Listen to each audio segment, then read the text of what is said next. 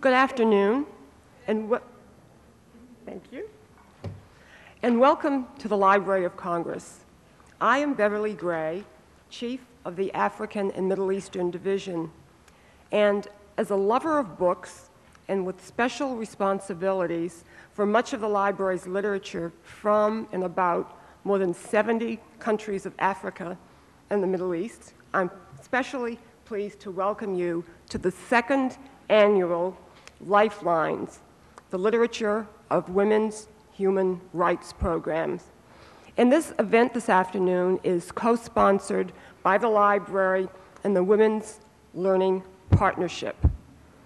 The partnership is a non-governmental organization whose mission is to assist women in developing regions and with a special focus on education.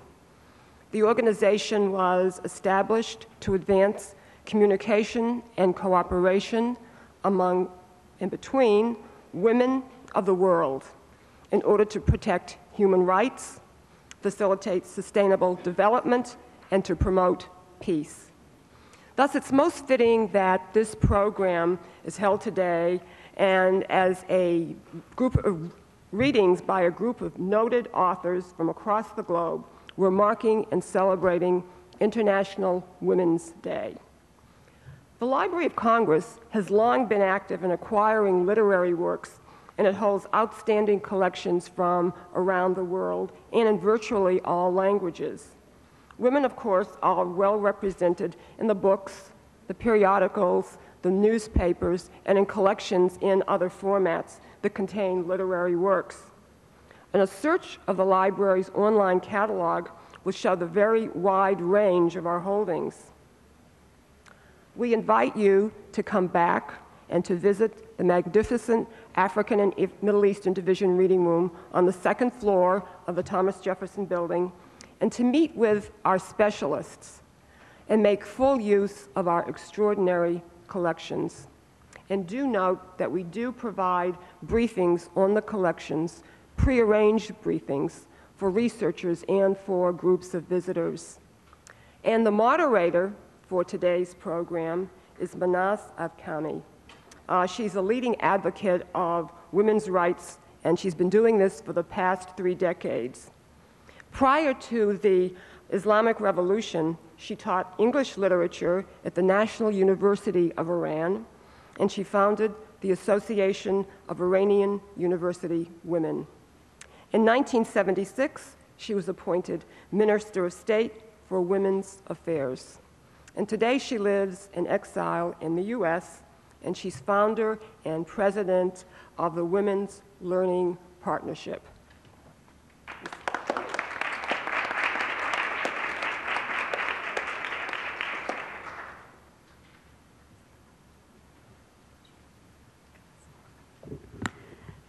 Good afternoon.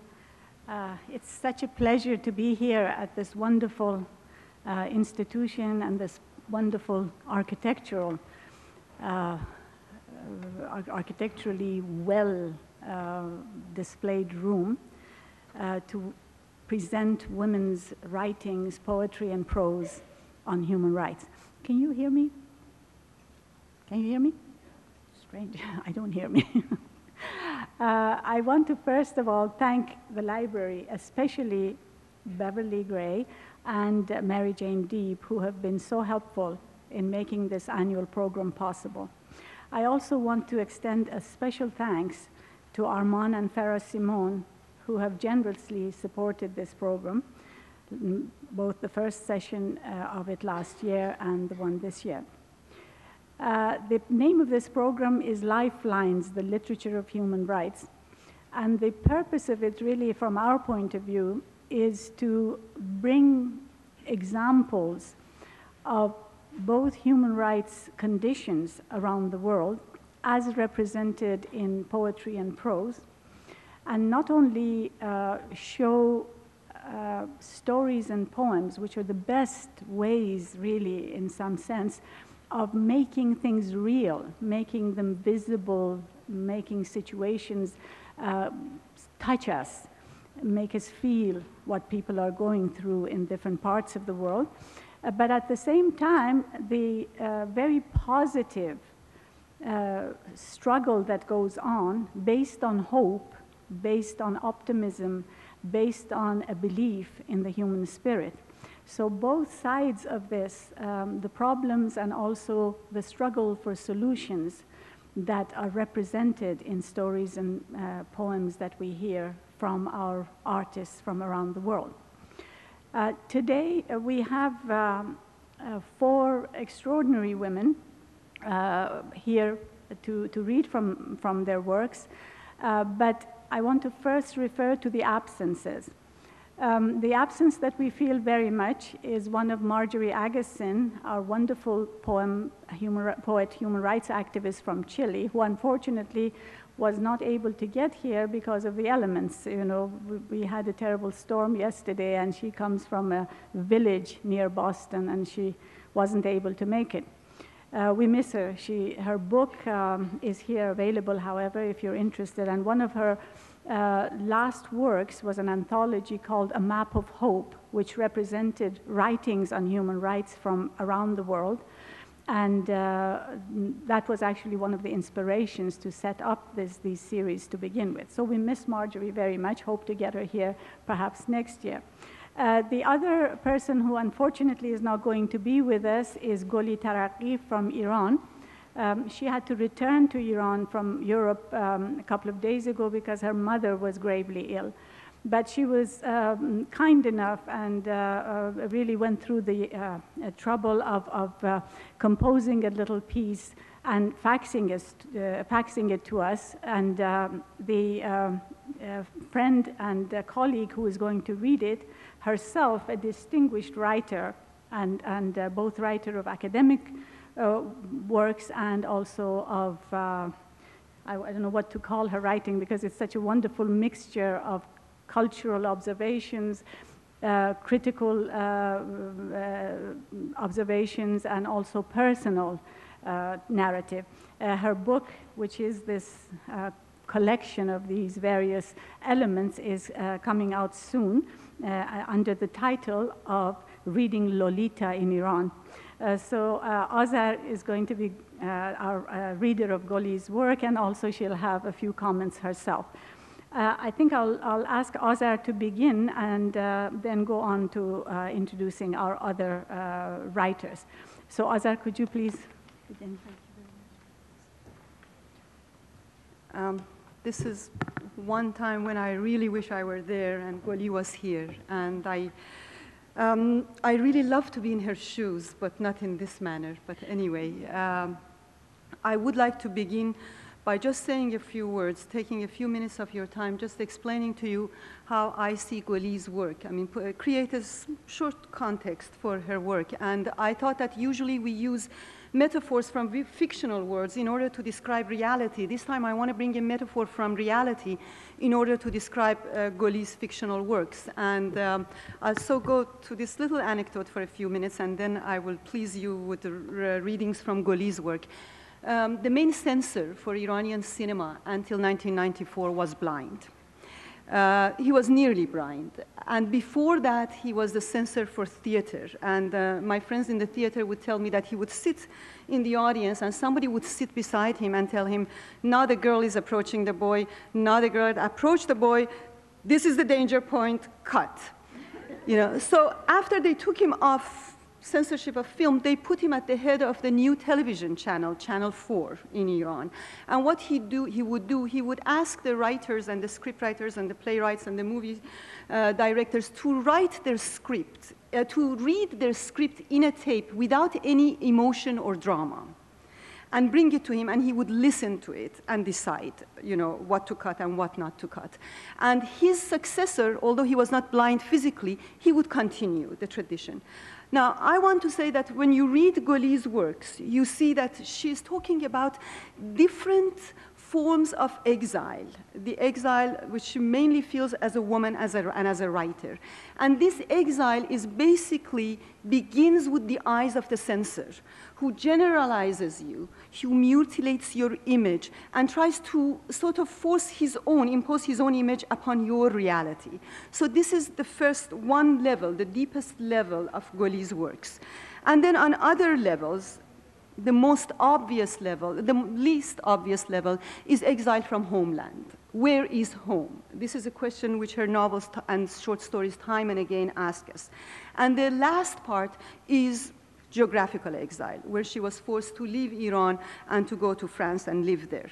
So what she begins with in this short piece of writing is with the most obvious level of exile, which is the geographical one. So we sort of first have a long shot of Goli in exile, and then a close-up of her as she moves into the vision of the blind censor.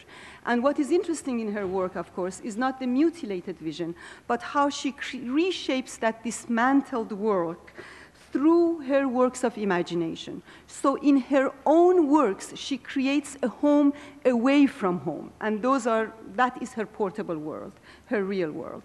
And the title of her I hate microphones. The title of her talk is Between Two Worlds. For the last 20 years, my life has been a perpetual journey between Paris and Tehran. This is not merely a geographical, but an existential migration from one reality to another. This situation naturally demands a sort of double life. I'm an Iranian written with a capital I. I have double nationality and consequently have become French. But a French citizen written with the smallest possible F, almost invisible. This phantom-like French citizen is the size of an ant in comparison with my gigantic Iranian being. Nevertheless, this small ant exists and claims its individuality and civil rights. Our little ant has been forced to appreciate the privileges of a democratic society, social assistance, and the laws and regulations that protect her. In short, she's a modern ant, and in spite of her small size, she has the force and audacity to occasionally kick out the other part, meaning the Iranian self. This double life has marked my literary imagination. It has become the central theme of almost all my writings. Even as a writer, there are two sides to me. When I write a short story or a novel, the first version is always for myself, like a private diary, a confession without any censorship. I let my imagination extend as far as the infinite horizon, and I grant myself the luxury of choosing any subject that may please me, political, social, erotic, or moral. I dare to reveal my internal universe and find the courage to expose myself without any shame or prudence. Once I have finished what I'm writing, I put it aside and start writing a new version of it. This new version is censored by me, a self-censorship that conceals my inner world. At the same time, being conscious of the rules of censorship in Iran, I know which words, which themes I must avoid. I dare not touch the immoral themes, and I dare not speak of love affairs, passions, sexual pulsations between two unmarried persons. When I read the contemporary literature of my country, I notice a total eclipse of love, as if it were a taboo subject. For example, in a novel dealing with a couple, 10 pages are devoted to their encounters, and then right after that, they're married. And 10 pages later, conjugal conflicts start. I'm not against marriage, but imagine if all the great heroes and heroines of literature were to get married at the beginning of the novel. How boring it would be. Once my work is finished, I'm faced with the problem of its publication. I'm a writer who lives abroad but publishes in Iran. I put the censored version of my new book in a suitcase and take it with me to the airport. From here starts the journey to another world. Once my work is finished, I'm faced with the problem of its publication. I'm a writer who lives abroad but publishes in Iran. At the Orly airport, in front of Iran Air counter, there's a long queue of unbooked passengers. The airplane is full. We're sorry, says the man behind the counter. No more seats available. Go home, he cries. Nobody moves. The sentence, there are no seats available, has no meaning. It's an absurd declaration. Nothing is absolute except God's will.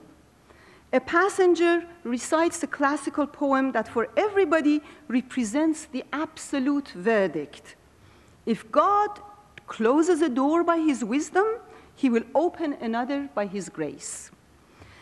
The passengers wait for the opening of the divine gate. If they were dealing with Air France or Swissair, they would have gone home.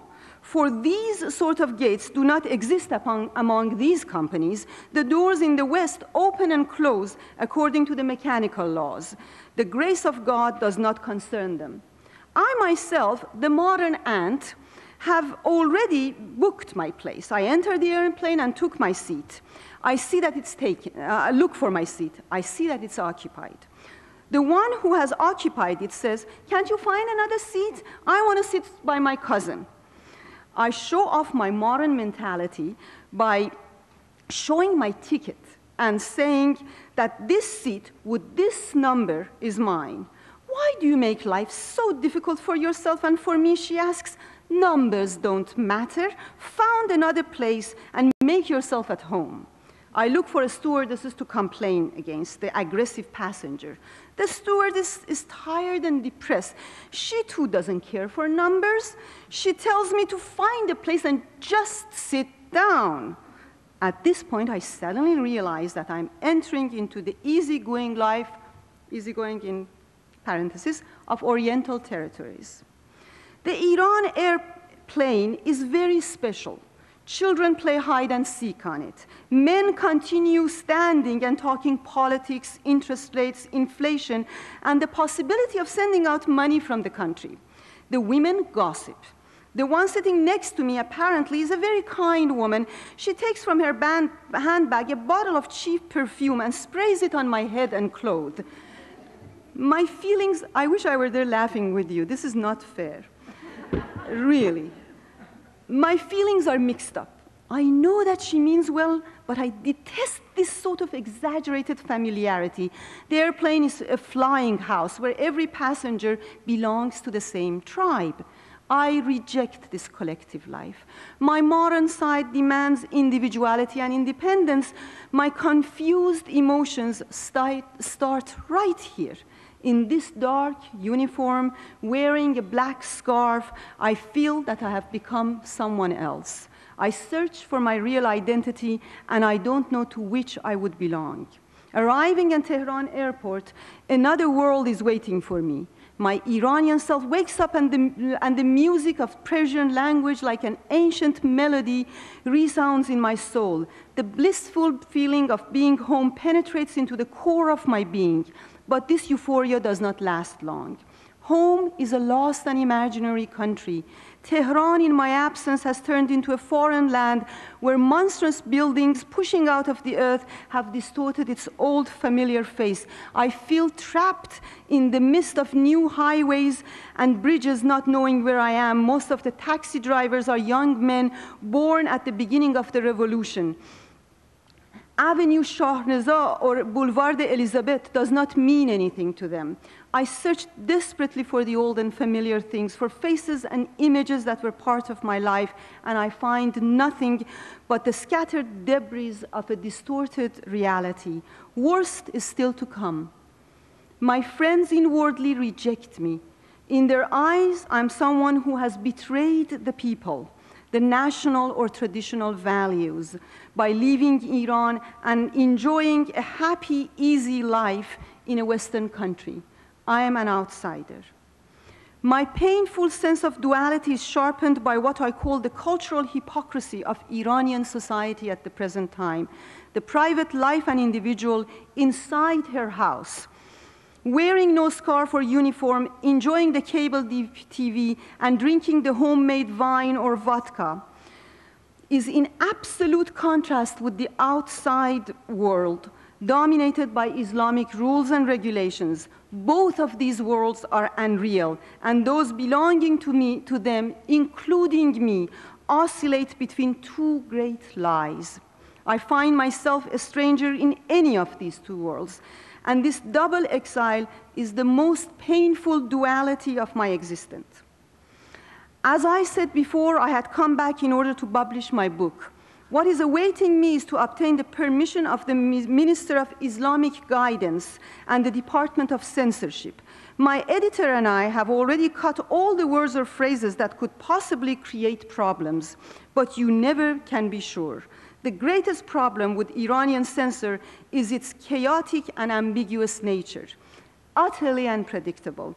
To make myself clear, I will recount the adventures and misfortunes of Mr. Aleph, the central character of my still unpublished novel. Mr. Aleph is a history professor, exiled since the beginning of the revolution. He has chosen Paris as his second home. The employer of the censor department, who has read my book, in order to give the final verdict, asks me the following questions. Why have you sent this respectable and Muslim professor to Paris? Didn't you know this city is full of diabolic temptations? I assure him that Mr. Aleph is an honest man, devoted to his religious convictions. He asks me again, are there any martyrs in Paris? Does blood run in its streets? I answer, well, blood doesn't run, but perhaps a few drops of blood may fall from somebody's nose here and there. He says, how many years is he going to stay? I answer, between 10, 15, maybe 20 years. He cries, no, impossible. Mr. Aleph must return to Iran at once. I explain to him, if he returns at the beginning of the book, meaning in the first chapter, who is going to play his role in the following chapters? He answers, that's not my problem. My publisher finds a solution. He says, send Mr. Aleph to Tehran now, and then make him return to Paris for the second chapter. I say, no, look, he has no money. He answers, money is no problem. I can arrange for it. I respond, after all, you know, one must ask Mr. Aleph himself. Taking the hand of Mr. Aleph, he and I return to Paris. Months and years go by, and one day I ask Mr. Aleph, Mr. Aleph, dear friend, what are we going to do? Should we stay or go back to Tehran? I'm still waiting for his answer.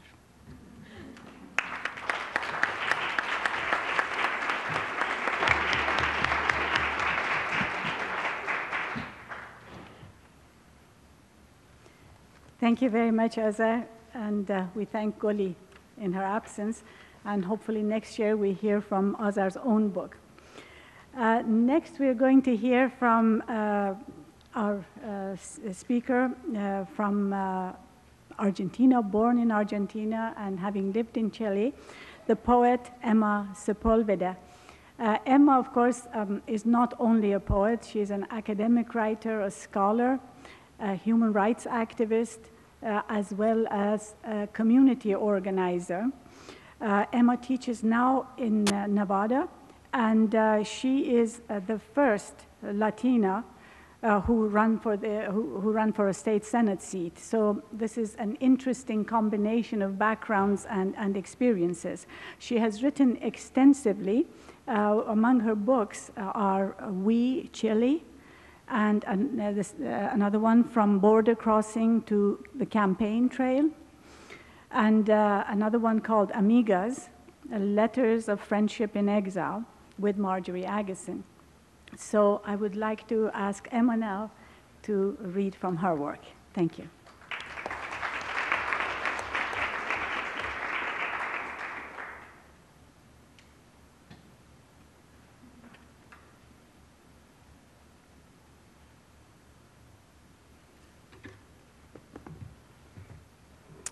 Thank you so much for being here today. I when I was sitting there, I saw somebody very special that just came a little bit late, and I'd like to dedicate my reading to her today. It's Susan McHugh, the Chief of Staff of our Senator in Nevada, Senator Harry Reid, that is very much pro-Latino.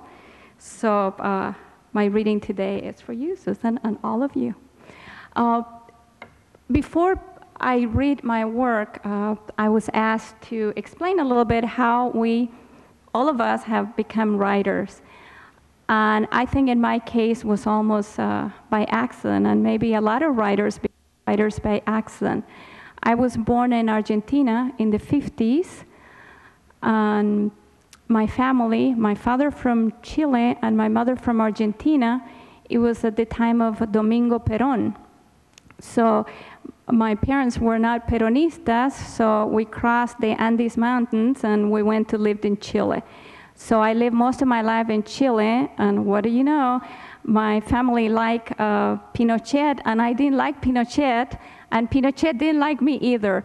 So I was asked to leave the University of Santiago in 1973, so I came to United States with no English and not very much fun of this country after the CIA had not only take over our country, but manipulate to make sure that Pinochet stayed in power and kill a lot of my friends, actually, and torture a lot of people. And we live under the most brutal dictatorship for 17 years.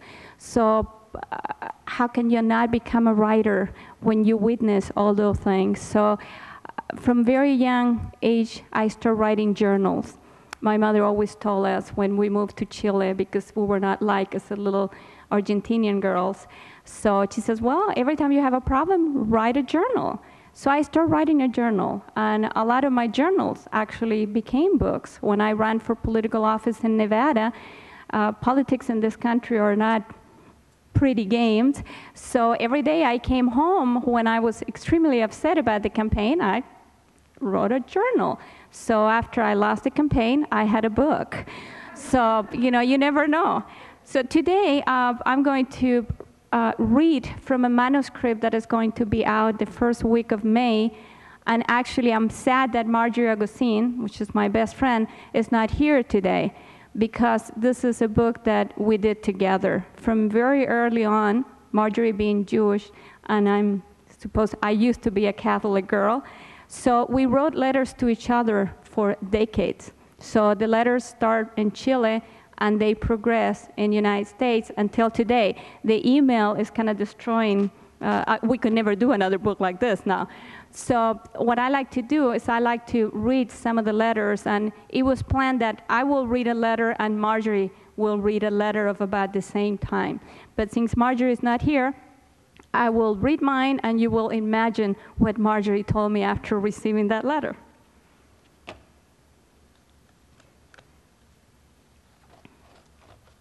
And the letters have been edited, and they were originally written in Spanish. So they've been translated into English. So you could see how, hopefully, my style has changed. The first one is July 7, 1965. I hope this letter reaches you before you and your parents return to Chile. I miss you a lot, and I think you're incredibly lucky to be able to leave school in the middle of the term to travel.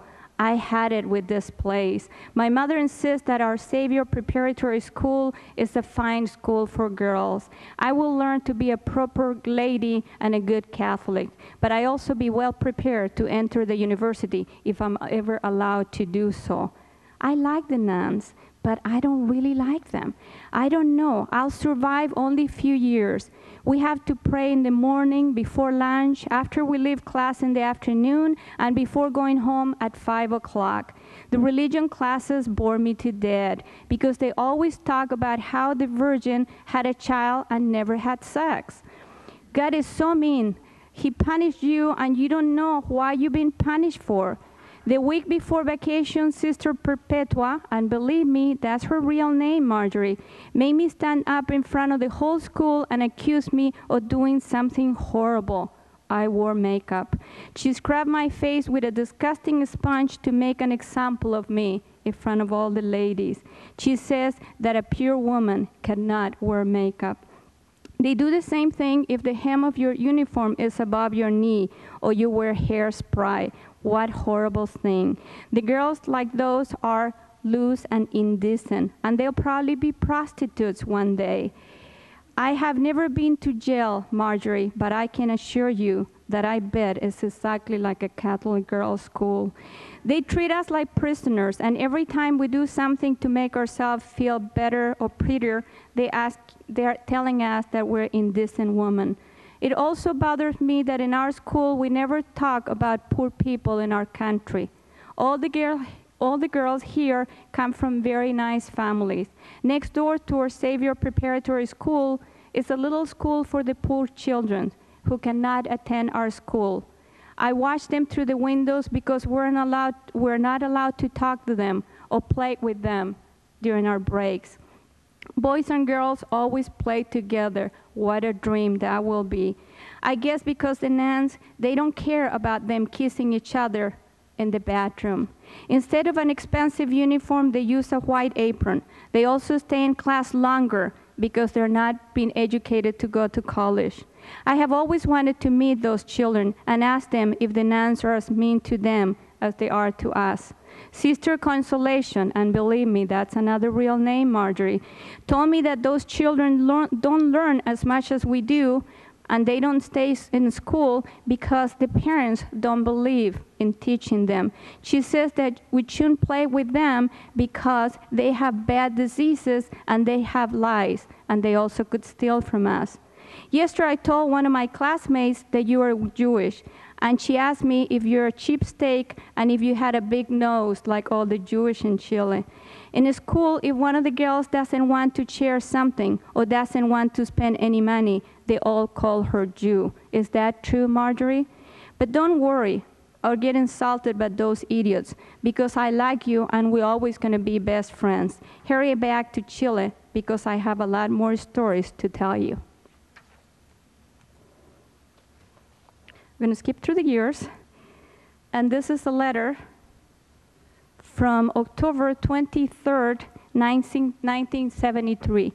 To refresh your memory, we had the coup d'etat in Tuesday, September 11, 1973. Dear friend Marjorie, after the military coup on September 11, things have become very difficult for all of us here in Chile. Along with the workers, peasants, political activists, and other groups in the country, we young university students will pay every day because we supported Salvador Allende. Last week, El Mercurio, which is the main newspaper in Chile, there was an announcement that asked all the students in the final year of the program to report to the universities so they could be processed to receive their degrees sometime next year. I thought they were making us come back to the university so they can identify ourselves and put us in jail. I thought about it and I decided to show up. My mother insisted that I had done nothing against, quote, the democratic values of Chile, and that I had the right to receive my degree after 5 long years of study. My father, of course, supporter of Pinochet, talked about the good political connections that he had in the new government and that I will not have any problem finishing my college. After listening to the advice of my family and all my friends who knew of my situation, I decided to go to the university the day that we were asked to show up. When I got off of the bus, I saw that the streets in front of the university were packed with the students and the iron gates were closed. I approached the multitude without recognizing anyone in the class. But one of my friends from another group called, Emma, we're right, they're not going to kill us.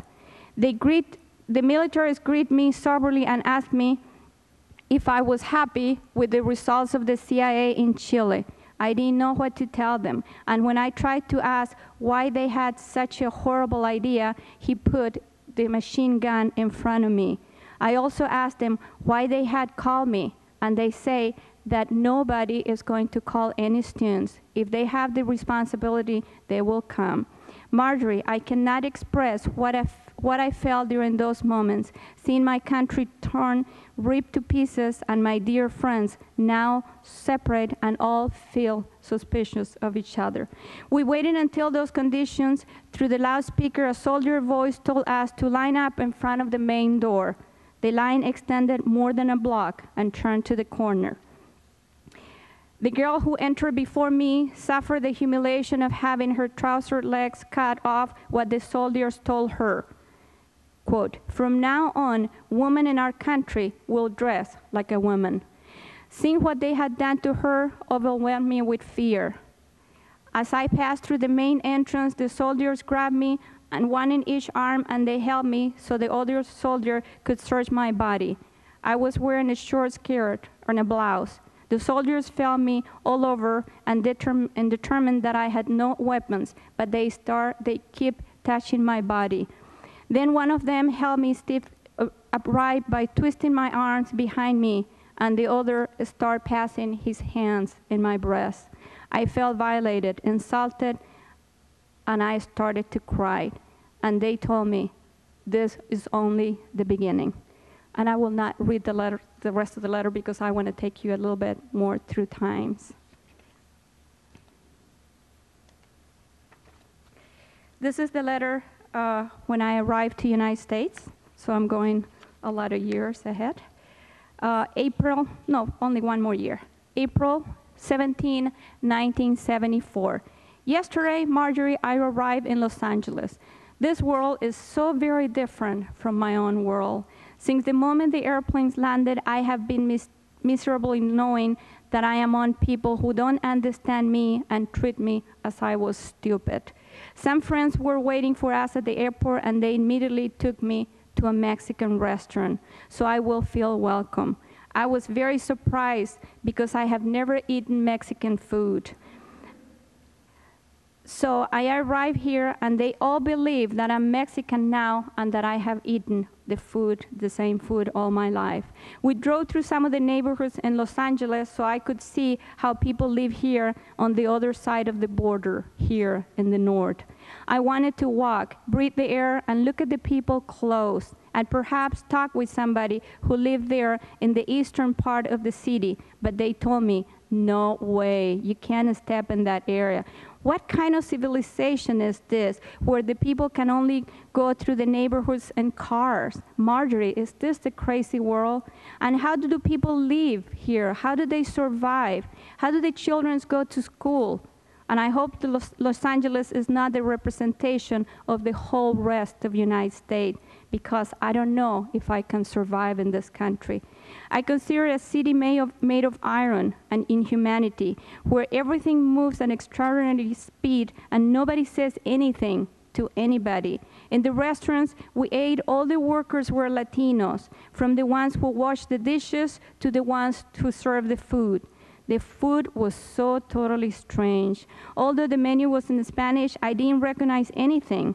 There were things called tacos, which for us, you know, is the heel of our shoes, and something called burritos, and I also didn't understand. How could I imagine that people will eat donkey food in this country? So between my limited Spanish spoken by my friends and the explanation of the waitress, I found out that Mexican food, Marjorie, is totally different than Chilean and Argentinian food. I felt totally lost these days. I cannot understand anything people say to me, and I'm desperate because I'm not able to make myself understood. It is I'm wrapped in an absent mind, where my body is present but my mind escapes all the thoughts. The sound of the English language ring in my ears like a monotonous noise. I don't know what they're saying. I don't want people speaking to me. When I try to say something in English, people look at me if I were stupid, and they don't pay attention to me. It seems that they don't really like foreigners in LA, Marjorie. Is that true? I will have never imagined how difficult this country will be for foreigners. We always thought that everybody that lives in LA was a millionaire, and that the streets were clean and everybody was white. That is not true, Marjorie. What I have found is totally different. In my entire life, I had never seen such a combination of races, languages, and neighborhoods. Nor I have ever dreamed to see such a poverty in the richest country in the world. Tomorrow we go to Nevada, in the city of Reno, where we'll live, hopefully, for a few years. The only thing that I know about that city is that people get married and divorced in a blink of an eye. I think Reno will be a perfect town because I have seen the Bonanza program for so many years in Chile in Spanish. How I'm doing for time? So I will go all the way to the present time, not really the present, 1999. I happen to be a columnist for the Reno paper, which, you know, with all your respect, Susan, Nevada is a little bit the Mississippi of the West. So I'm a columnist for Latino issues, so I'm not a very popular character in Nevada. And I run for the Democratic Party, and that does not make me very popular. So this is a letter in response to Marjorie's very basic question, how it is to be a columnist, Emma, and not write novels or poems like you're used to. Having to write about 600 words each Sunday for the local newspaper about Latino issues in the United States is more challenging than I ever imagined it could be, Marjorie. Especially for a simple woman who teaches in a state university, is raising a family, and is struggling to survive menopause, while also trying to change the attitude of a city that clings to the past, sometimes forgetting to open its eyes to the future. As you know, I have taught at the university since late 70s, and I have more students that I care to remember. But nobody recognized me in the streets in those years. I have written several books, and some of them have my photo in the cover, but still, people do not recognize me in those years. When I was running for the state senate in a bitter campaign, my face was plastered in billboards. I was in the newspapers every day, but people still didn't recognize me. But I have to tell you, Marjorie, writing a column in favor of Latinos have given me the most incredible and popularity in this town. Everything I have said and done in my life up to this point seems to pale by comparison. The few words that are printed in the Sunday paper give me some strange visibility. I have become the Emma before the column, Emma BC, and Emma after the column, Emma. Since I began writing for the newspaper, not a week has gone by that somebody doesn't stop me at the supermarket, at my son's school, in the bank, or even in the movie theater to ask me a simple question. Are you Emma Sepulveda? At first the question will surprise me, but over time I became used to answering, yes, I'm Emma Sepulveda. And believe it or not, Marjorie, that's all they wanted. They wanted to know if I was the lady that write those horrible things. Another group, a little more aggressive, surprised me in other unexpected places. Public bathrooms, hairdresser, or will stop me when I'm running at the park. They ask me if I'm a member of the city council or I'm an anchor woman for the TV station. And to those people, I just smile and I say no. And then they walk away and they say, I'm sorry, I thought you were somebody important. When the column first appeared, something funny happened. A lot of friends, college and students sent me a copy of the column, and then they accused me to have an inside person in the newspaper that published every letter that I sent to the newspaper, because no Latino could be writing a column in Nevada. Now most readers are accused of seeing my face in the corner. I used to see my face in the corner of the newspaper, and they say, well, let her write whatever she wants because she's not going to change anything. So to finish, let me read a couple of the poems that they are in the book in the back, so at least you will have that to look at the book twice. One is, they're all from this collection that it came out in Arte Público Press in a bilingual edition. And the poem that I'm going to read now is one that actually my mother saved this poem, because when I left Chile, I didn't bring all the things that could be dangerous in customs. So the poem is called September 11, 1973, Santiago, Chile. We should overcome, I heard at 8. We should overcome, I heard again at 9, and at 10, and at 11, and all the hours of the petrified day. After, the voices lower, weakened, folded, and the silence devoured the echo. Echo, echo, echo, echo, echo. Without me realizing, it became the sound of the bullets against the body of those who rose in opposition. Thank you.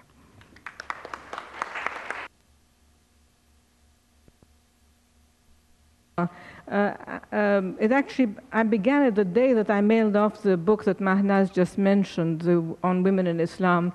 And I think, obviously, there are many reasons one writes, and among many reasons in particular, one writes a memoir.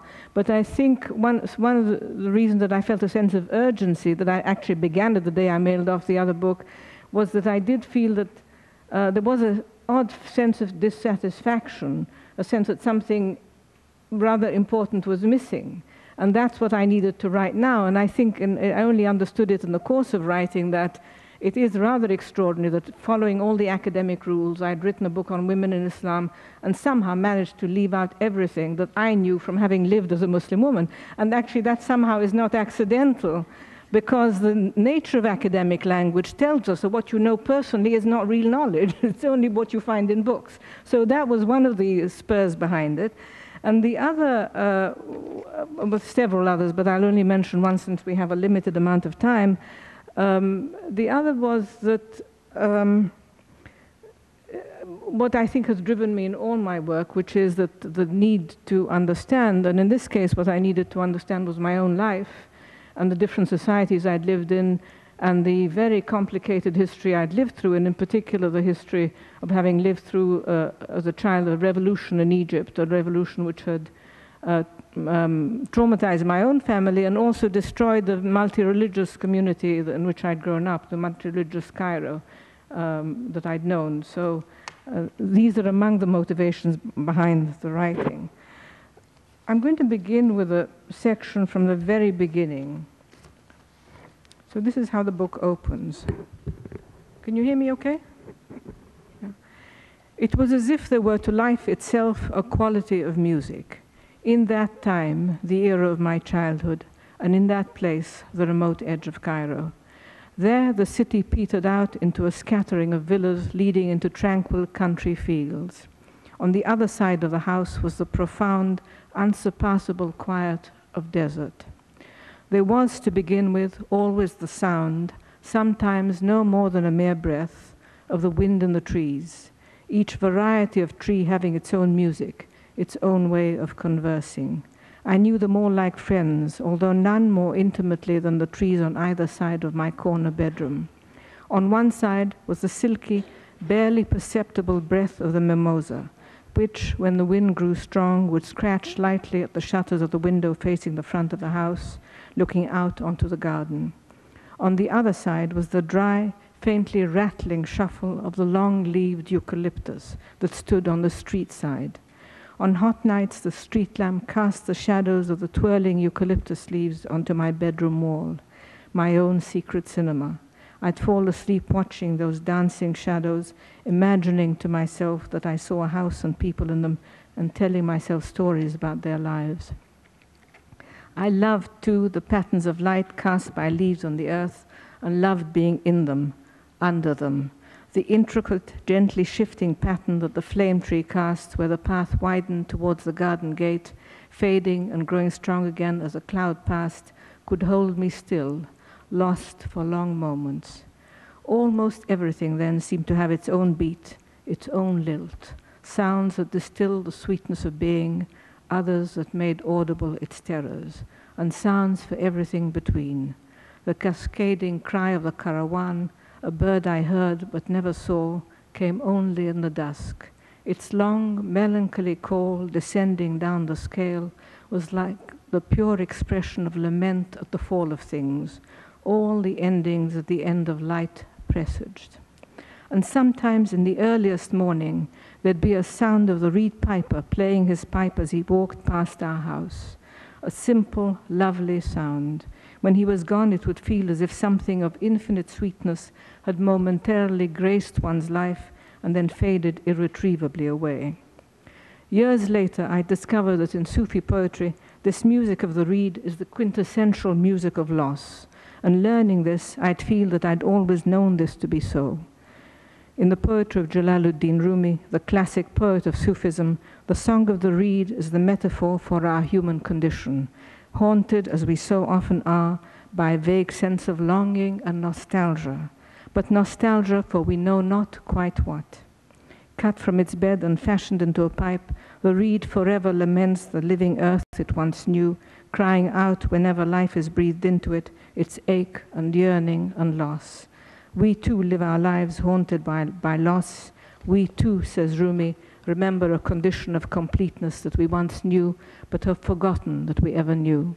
The song of the reed and the music that haunts our lives is the music of loss and of remembrance.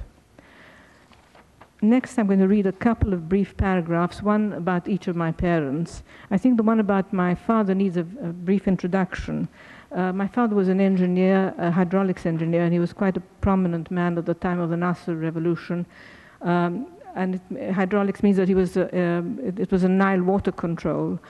And soon after Nasser came to power, he wanted to build a high dam, I think for political reasons, but I am my father's daughter. My father objected to the high dam because he thought it would be a huge, what we would call today, ecological disaster. And he advised against it, and Nasser ordered him to shut up, and he wouldn't shut up because he thought it was too serious a matter. So he published his views on the matter, and it brought a lot of trouble on our family. So this scene comes from, at this moment, I have just returned to Cairo from having been in Cambridge as an undergraduate, and I come into this situation, into my father's illness. Soon my father became ill with chronic pneumonia. He had days of respite, but more and more regularly now, when I visited my parents, I'd find father prostrate, his body puny as a child's under a sheet. He'd open his eyes fleetingly to look acutely, intensely, then close them again, breathing with the aid of an oxygen mask, each rasping breath, harsh and labored, drawn, one could hear, in pain. Sometimes my entire visit would be taken up with sitting or standing at his side, holding the oxygen mask over his mouth. Wearing it was uncomfortable for him, and my mother or I would relieve him for a while by holding it gently over his mouth. The smells, the sights, the paraphernalia of illness. Sitting in the darkened room, my arm aching from holding the mask, listening to father in the silence, listening to his labored breath, I turned over and over in my mind all that was happening. How father had struggled on the right side and how he'd been crushed by this political giant, this great hero of our Arab world.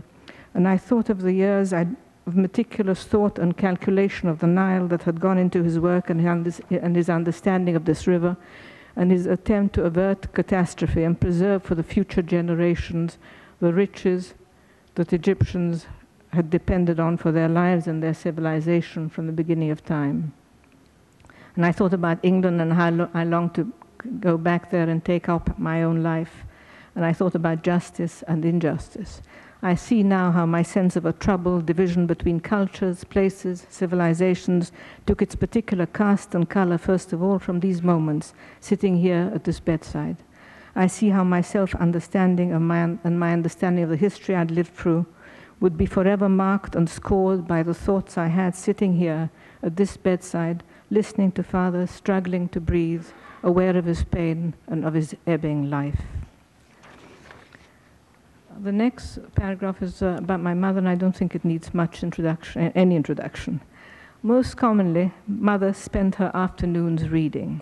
That's how we remember her, reading, sitting freshly bathed on the chaise longue in her bedroom, wearing fresh cotton clothes with the sweet smell of cotton dried in the sun, the air blowing through it.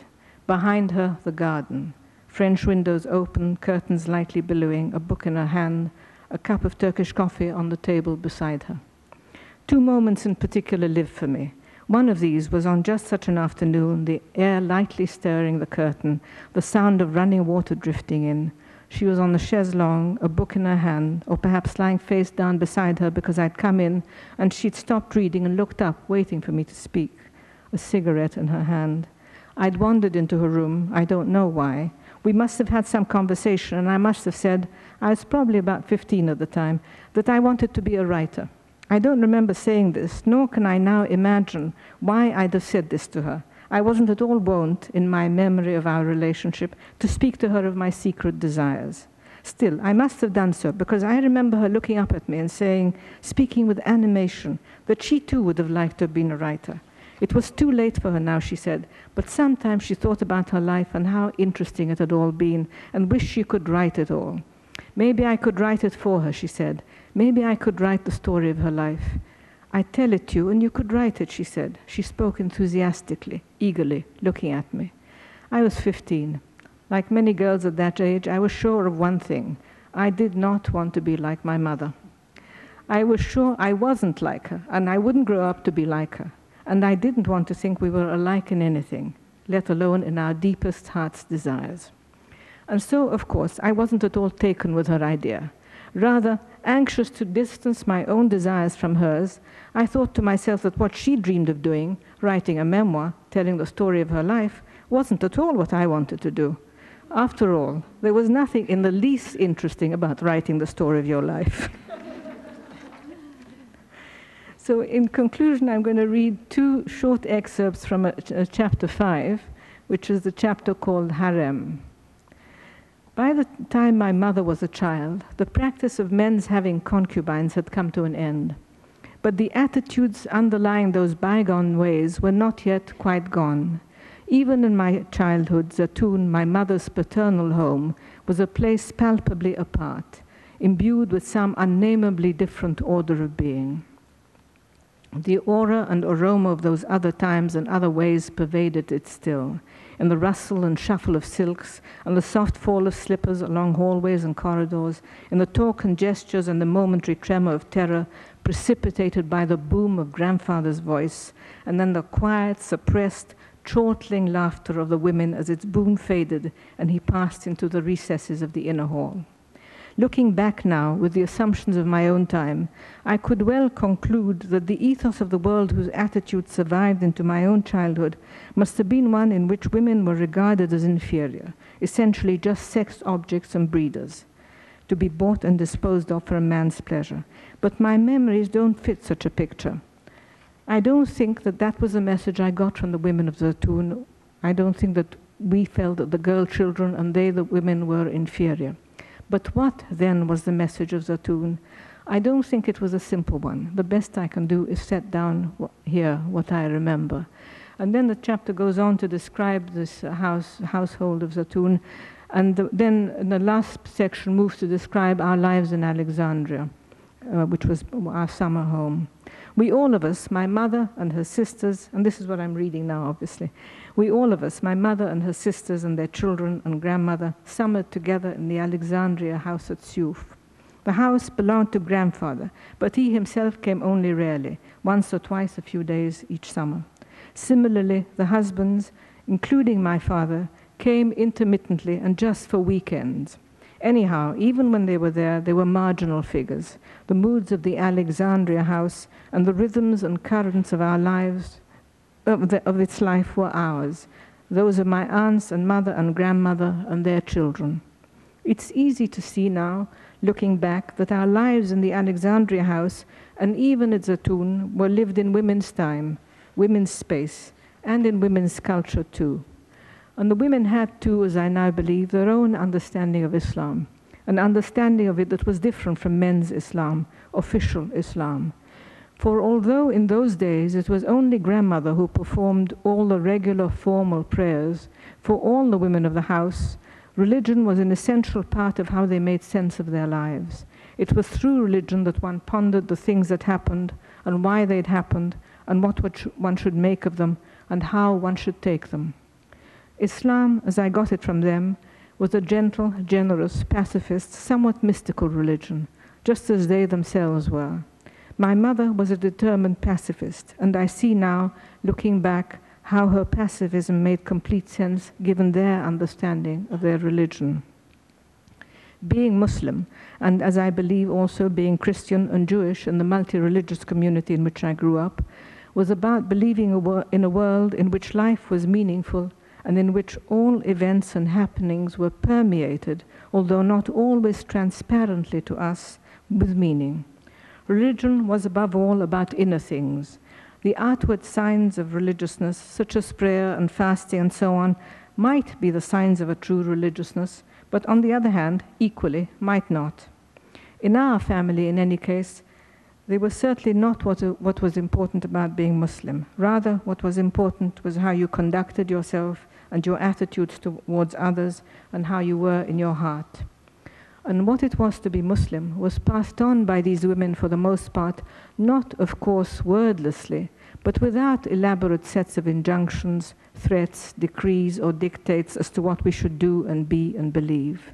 Above all, what was passed on, besides the very general basic beliefs and moral ethos of Islam, which are also those of its sister monotheisms, was a way of being in the world, a way of being in relation to God, to existence, to other human beings. And this they passed on to us just by the way that they were, conveying their beliefs, ways, thoughts, and how we should be by a touch, a glance, a word, prohibiting or approving. Their mere response in this or that situation, a word, a shrug, even just their postures, passed on to us in the way that women, and indeed also men, have forever passed on to their young how they should be. It was grandmother who taught me the Fatiha, the opening verses of the Quran, and the equivalent of the Christian Lord's Prayer, and who taught me 2 or 3 other short surahs, or Quranic verses. When she had taken me up onto the roof of the Alexandria house to watch for angels on the night of the 27th of Ramadan, she had recited the surah about that special night, a surah that was also, by implication, about the miraculousness of night itself. Even now I remember its loveliness. It's still my favorite surah. Besides grandmother's teaching me the surahs, I remember receiving little direct religious instruction, either from her or from anyone else. I've already described the most memorable exchange with my mother on the subject of religion. When sitting in her room, the window opened behind her onto the garden, the curtains billowing, she quoted to me the verse in the Quran that she believed summed up the essence of the Quran. Man qatala nafsan qatala an-nas jami'an, wa man ahya nafsan ahya an-nas jami'an, which means he who kills one being kills all of humanity, and he who revives or restores one being restores all of humanity. It was, in fact, a verse that she quoted often, that came up in any important conversation with her about God, religion, those kinds of subjects. Live by that, she'd say, quoting it. That is the essence of Islam. In that one verse is all the religion we need. Okay.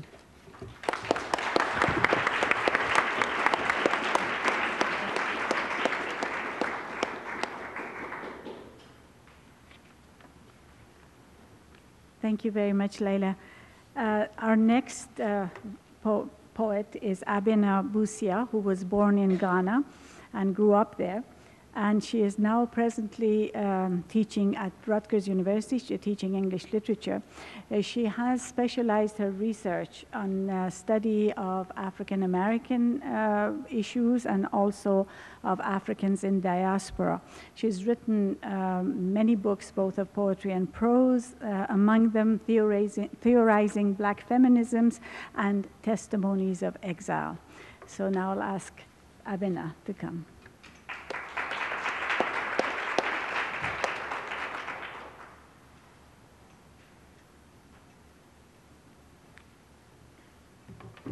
Good afternoon. Sitting here listening to everybody, I have been agonizing over what I was going to read and changed my mind with every reader. Because it's very striking how, despite our different backgrounds and different reasons for being here in the United States, we have so much in common as women of exile, of women whose childhoods and youth were marked by the politics of their country, and as women who remain committed to struggle and change in our lives and through our writing. And it is International Women's Day. And I want to begin, therefore, by reading a couple of poems to my mother. Because, in fact, Marnas asked me to read one poem in particular, which I'm very happy to write, which is a long praise poem, which I'll explain a little more in a minute. But it's a poem I wrote on the day that Nelson Mandela was released from jail. And I was thinking back over the 27 years of my childhood and youth that we had been waiting. But the thing that is striking about that poem is that it's a poem that marks political transitions. So it's a poem of names, and almost all of the names are men. And yet for all of us, the dailiness of our lives, despite the politics of men's names, is a dailiness that is sustained mostly by the women in our lives. I am the daughter of a man who is considered one of the founding fathers of modern Ghana, a man who was leader of the opposition at the time of independence, because of whose life I grew up in exile not once, but twice. But both the times I left home to come into exile, the person I journeyed with was my mother, not my father. And I am a woman ravished and naked, chanting the words of a little girl lost, treading the edge of the waves, trying to recapture the dream of a virgin robed in moonlight, reaching gestures across the waters, singing a song of home. I am a black man's child still, stranded on the shores of Saxon seas. That is not a poem I read very often, but on 2 occasions that I've read it, separated by about a decade, I was asked, once by a student and once by somebody I did not know in the audience, why do you mark yourself in that poem as a black man's child? And that was when that's what made me realize how much of my experience of exile is figured as being the daughter of my father. Yet at the same time, as I said, the person who bore silent witness to those years was my mother. And I would like to read a couple of poems that come out of my experience of my mother's silent witness. Though I have sworn never to do the same, yesterday I saw myself patient like my mother, pregnant in a foreign land, waiting to bear the child of a man who is away, fighting some unending cause, that the children may be born believing they would one day return to that foreign land we all call home. This is not a poetic image, watching oneself play the tragedy queen. The knowledge of this illusion at such remove from their realities spotlights the pain. And mother was young until her children grew to trouble her innocence with their shattered youth and perplex her age with the shadow of their lost illusions. Worrying, she watched them scurrying through their hurried days like burrowing animals, following the suns of their lost visions, not knowing she could see them all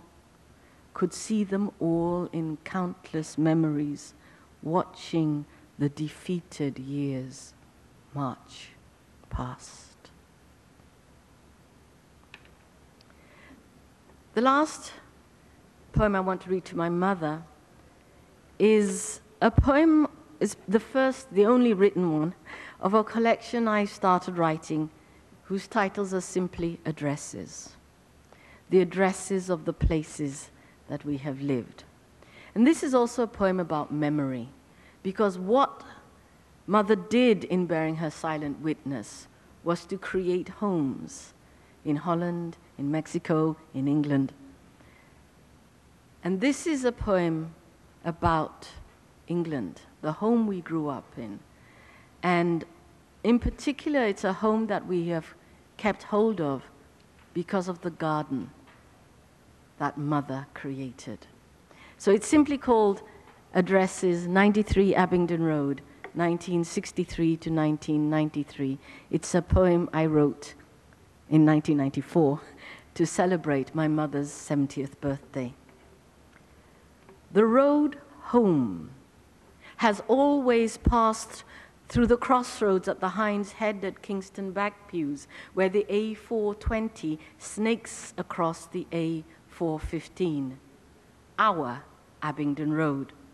Turn right at the apple farm and go straight for 3 miles. At the first mile, look west at the top of the hill before the sharp descent. From late autumn, when the trees are bare, the low hills of the Windrush Valley huddle towards you in the distance. At the second mile, where the Windrush finally meets the Thames, summer brings competing crowds to either side of the old Roman bridge. In the Maybush, locals, anglers and farmers fiercely guard their privacy against the outside visitors, holiday makers, society diners, and boating Thames travelers reveling at the Rose Revived. The third mile begins with the Standlake Garage. The same family, Alfred, Roger, Peter, and now Pauline, have owned it all these years.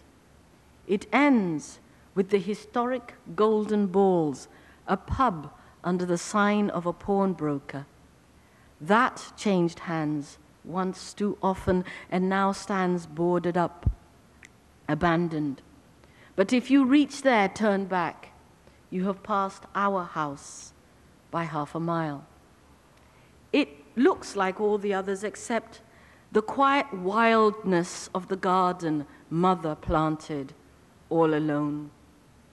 Her midwife hands first birthed babies, then nursed seedlings, tamed shrubbery, and planted every single living tree on this patch of earth to which we are entitled.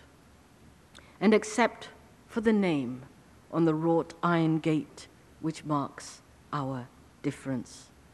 Da, Juen, to sleep and ponder, which we have done in this place of sojourn for 30 years now. We arrived in mid-December winter in time to greet the heaviest snowfall of the century. 4-foot-high snowdrifts dwarfed us as we played our way to school in the only winter weather of my life I recollect as fun. And so it is that wherever in the world I am, I return by this road to this ancient village full of children and this aging house shrouded by still blossoming things in anticipation of the refuge of one warm, one more wondrous, one more Windrush Valley spring.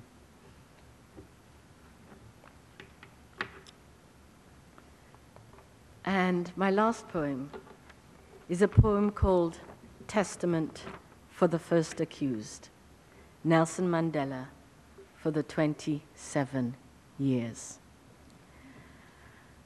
On the night between the 10th and the 11th of February 1990, like I felt half the people in the world, I kept vigil. And at that point, we had been waiting for the release of Mandela for a long time and not really believing it was going to happen. And then it became clear that it really was going to happen. And I sat up that night because what was troubling me was the way in which the 27 years had become such an easy phrase. And I wondered if anybody remembered what 27 years actually meant. Because it was the years of my entire childhood and youth. And so I wrote this poem to help us remember. I know Patrice Lumumba had been some time dead, and Sylvanos Olympio only just, though I'm not sure why. As I try to reconnect myself with my child's mind and the memories of events that jumble there, a knowledge of our distant world pieced together through overheard conversations and voices on the radio. In 1962, the world was a very different place. I didn't know where Montgomery was, but I'd learned the meaning of boycott. I didn't understand Mau Mau, except it taught the impact of lies and what all freedoms cost. I remember your name and vague talk of a trial and treason being a serious thing.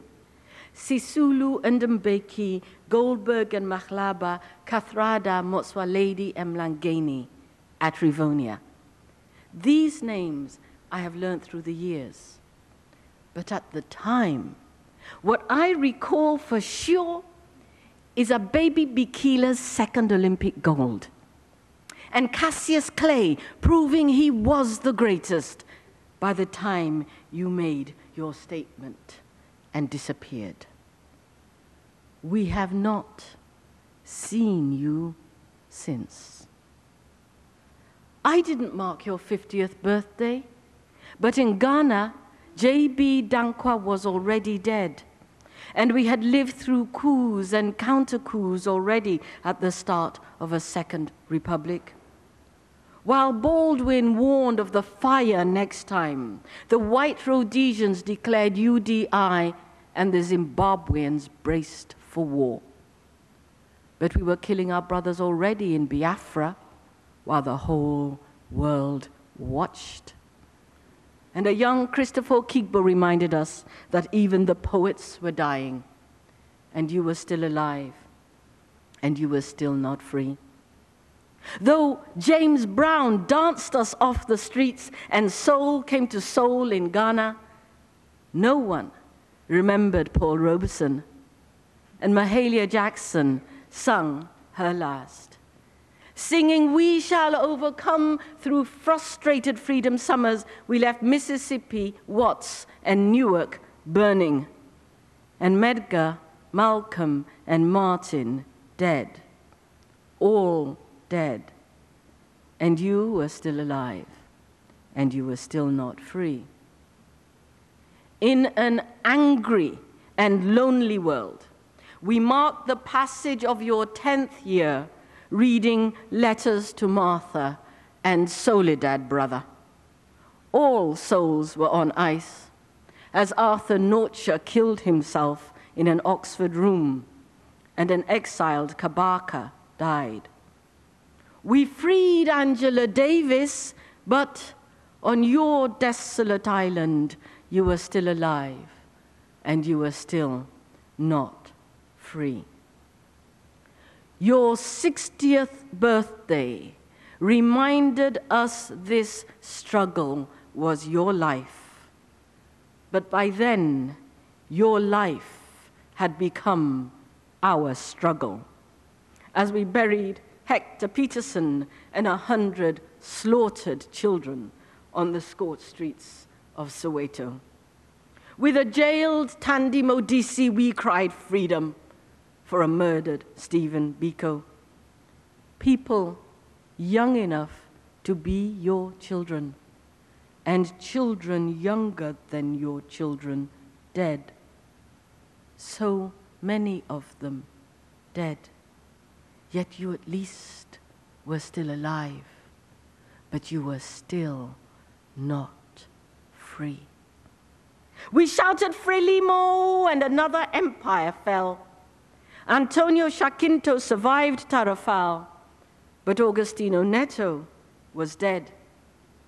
Eduardo Mondlane had been many years murdered, and we have since mourned the wreckage of Samora Machel on the South African side of Mozambique's mountains, but you were still alive, and you were still not free. By your 20th year, Anwar Sadat had sued for peace in the Knesset and had been later killed for his pains. And Haile Selassie, the Lion of Judah, had disappeared, leaving no memorial except a 3,000-year imperial kingdom now decades at war. And in Eritrea, Tigray, the Sudan, the Spanish Sahara, the harvest of our dreams reaped a whirlwind of nightmares. And we searched for Janani Luwum among Kampala's martyred. Mali, who sang for Manly and Mugabe, was so young, dead, but you were still alive, and you were still not free. The decades bring the deaths of leaders. The power and the myth that was Nkrumah lie broken like his shattered statue on the Accra streets. And in the same week that Jomo Kenyatta faced his sacred Mount Kenya for the final time, Kofi Busia's challenge to an Africa in search of democracy ended.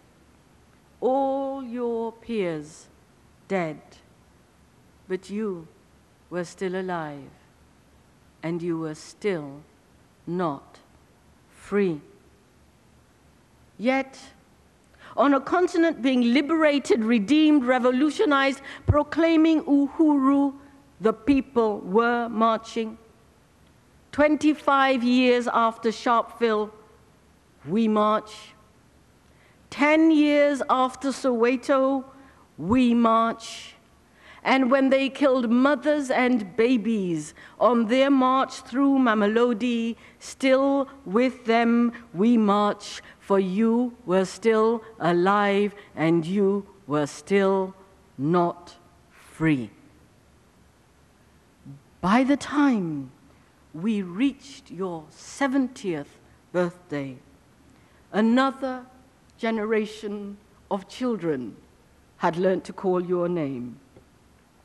We carry old images of your face in our hearts and on the T-shirts on our backs as an icon of a new morning.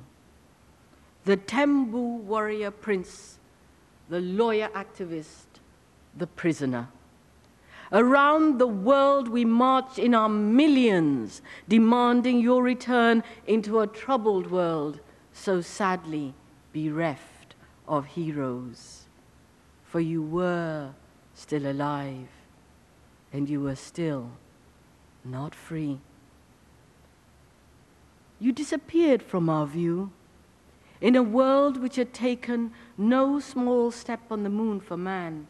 No Apollos, no Challengers, no Soyuz, no photographs of the furthest planets, no walks in space. The small steps taken on Earth for mankind had included no Flower Power Love concerts at Woodstock, no One Love Peace concerts in Kingston, Jamaica, no Art Against Apartheid Freedom concerts in Sun City, no bands in aid proclaiming we are the world. That world had known no cultural revolution in China, no drafted US troops in Vietnam, no killing fields in Cambodia, no vanished prisoner without a name in a cell without a number, mourned by the mothers of the Plaza de Mayo. And through this all, you were still alive, and you were still not free. And now, it is the Lord's Day, the 11th of February, 1990. And it is 5 a.m. in Los Angeles, California. It is 8 a.m. in New York and Kingston, Jamaica. It is 1 p.m. in Stockholm, London, and Accra, Ghana. And half the marching world has paused to keep vigil. For it is 3 p.m. in Cape Town, South Africa. And we wait to see your face. After 27 years of fighting, marching, and singing, we keep a 90-minute watch to see you take these next few steps on this, your no easy walk to our uncertain freedom. To witness your release into this changing world, unceasingly the same. For you are still alive, but we are still not free. Amandla Mandela, a luta continua.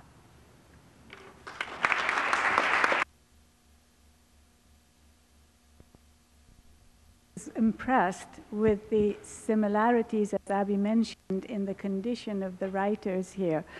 The sense of separation from homeland, exile, connection to the culture that one comes from, yet dissatisfaction and lack of belonging in either place that everyone shares. And it's interesting how some of the writers have written in English, some in their native language, and the question of language and exile are also something that are interesting.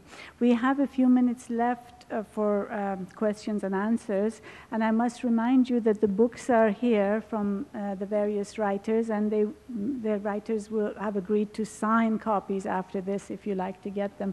But in the meanwhile, if you have questions, we can take a few. Any? Yes?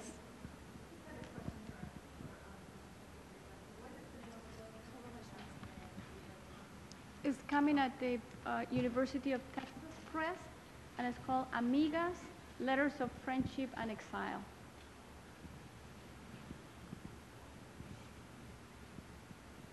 Any other questions? Would any of the, yes?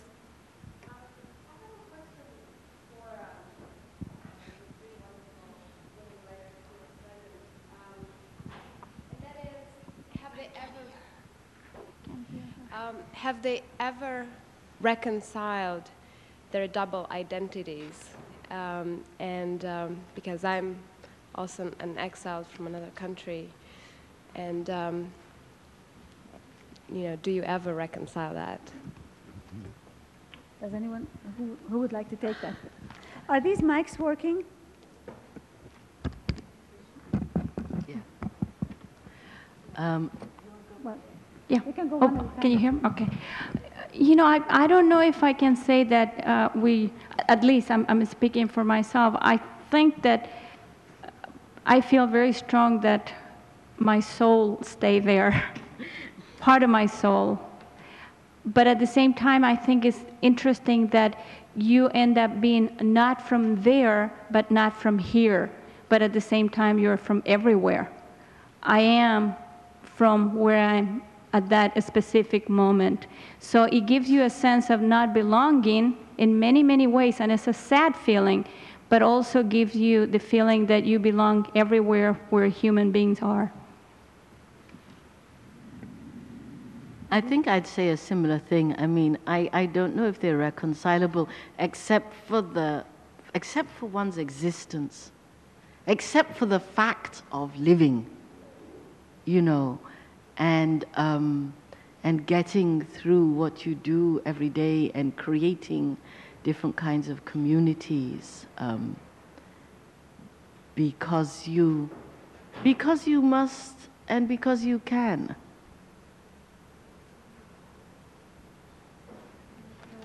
I think, is this working? I think,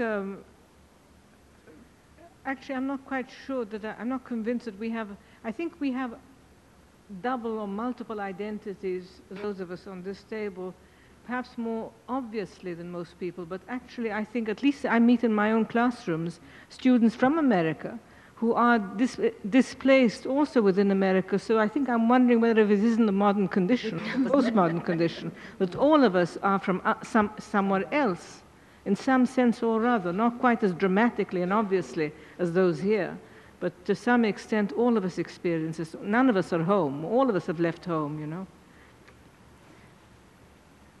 Yes?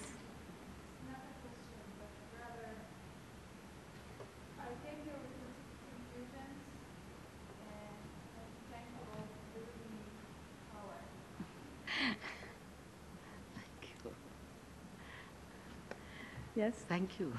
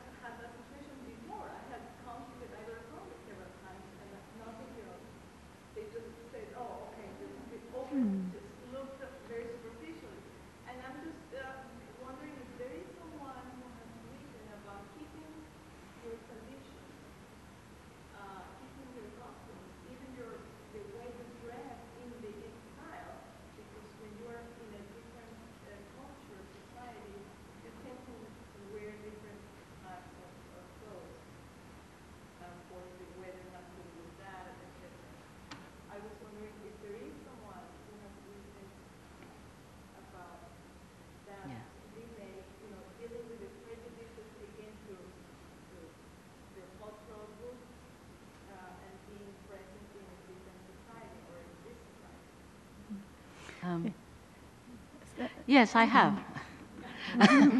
And it's actually the article that I did for the book of mine that I edited, that Marjorie, talked about it in the introduction. So the book, Theorizing Black Feminisms, which I edited with Stanley James, contains a piece by me called Performance, Transcription, and the Languages of the Self, in which I talk about dress. Yes. In my book too, in my memoir also, I do talk about the complexity of being Arab and the need to hide the fact that you're Arab. I mean, you talk about wearing the veil or wearing a scarf that's taken the veil. Try getting on a plane with a name like Ahmed, like my name. In Europe, it causes the whole airport to come to a standstill almost. You're searched so thoroughly and so on. This, of course, works against individual citizens, like Iranians coming to this country get fingerprinted. Even human rights activists who are, fleeing from their own government, because there is the clash between the governments, you get that extra problem as well. Everybody gets fingerprinted at the airport regardless, simply because they come from Iran or they are Iranian in origin. So fear of difference, I guess, is there and shows itself in not pretty ways. Yes?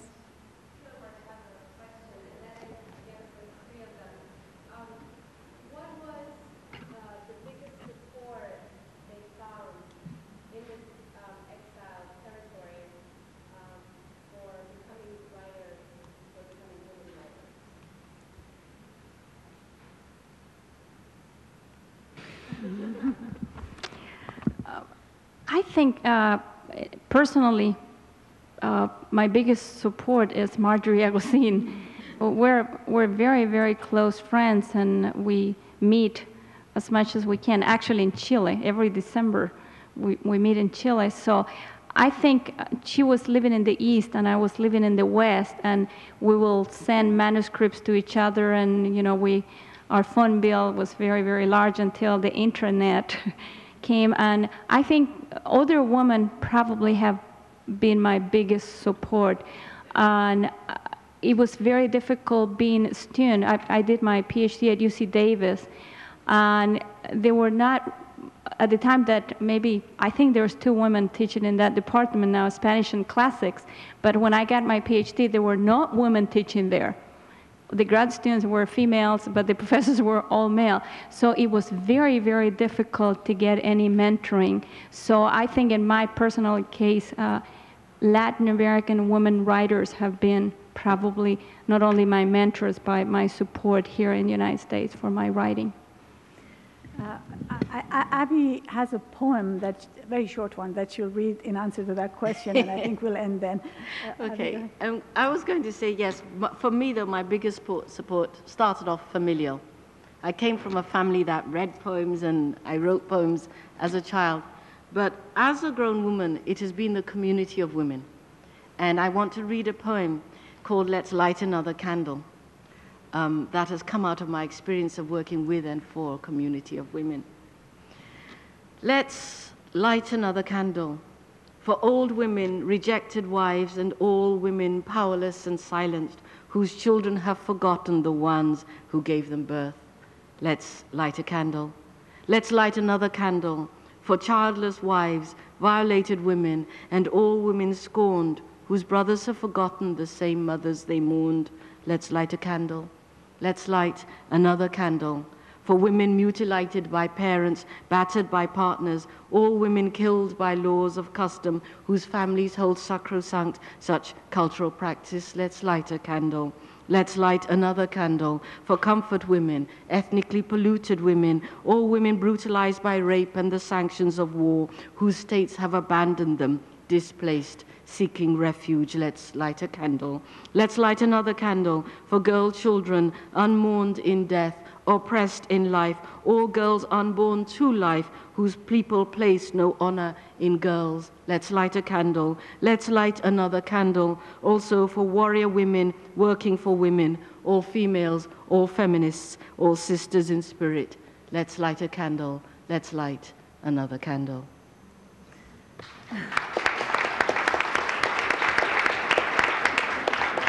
Well, I would like to thank everybody for taking the time this afternoon, and thank our distinguished writers for sharing this time with us.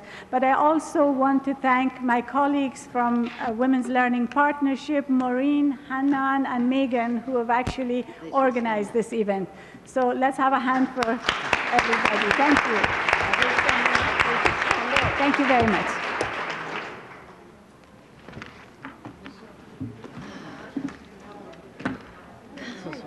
Thank you. This is great for doing this. Yes, yes, that would be wonderful. Sure. Yeah, I have a Lena, I want an autograph. Okay. My name is Poise, F-E-E-F-A-Z-E-H. All right. The ones from Border Cross, they were talking a lot about it. Thank you. But when it's all letters, often letters were people in Chile. I know. Thank you. Can I reach you? Rutgers University, you know, not my cards, so I can give you my email. So I write it on this piece of paper. Actually, also,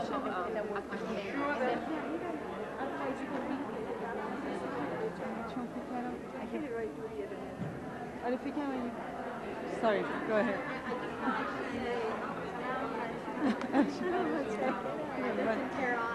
When did you live in Tehran?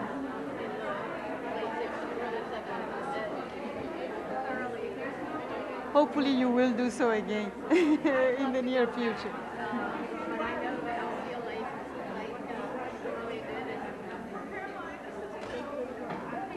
No, it's sometimes good to know that there is no home that you have to constantly recreate.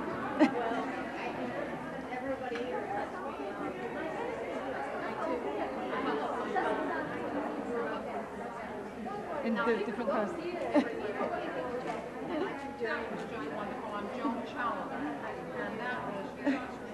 Thank you.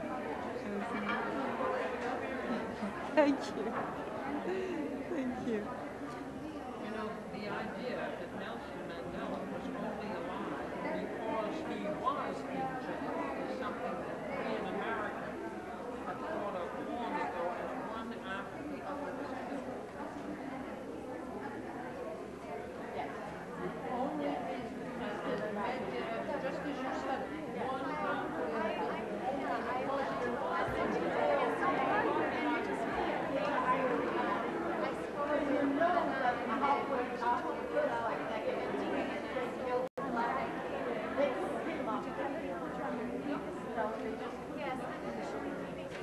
But they killed Nico. Yes, but they killed